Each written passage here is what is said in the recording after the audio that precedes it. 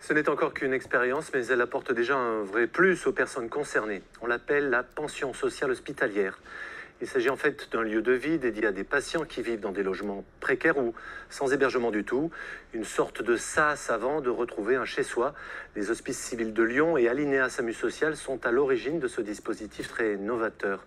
Sylvie Cozzolino et Amandine Pansin.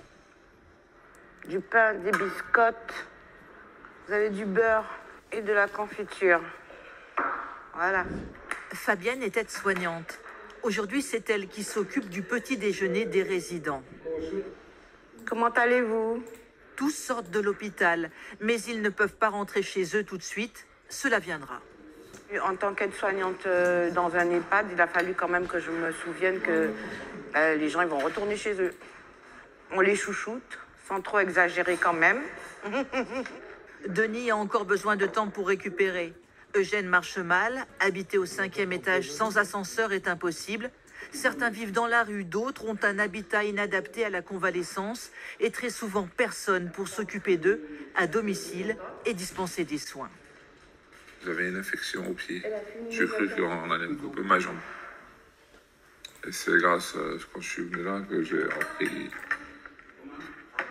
repris un peu le moral. Mon moral, il était assez bas. Ça me permet de me reposer un petit peu de mon appartement. Autrement, il faut avoir quelqu'un tous les jours, 2-3 fois par jour pour faire les commissions.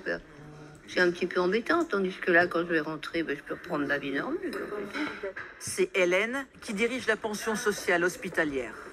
Donc on a tout l'étage ici de l'hôpital Pierre-Garot où on accueille donc 15 résidents. Bonjour, ça va? On n'est pas du tout sur un fonctionnement hospitalier. On est du coup un lieu d'hébergement temporaire où on a des contrats du coup de 3 mois qui peuvent être renouvelés.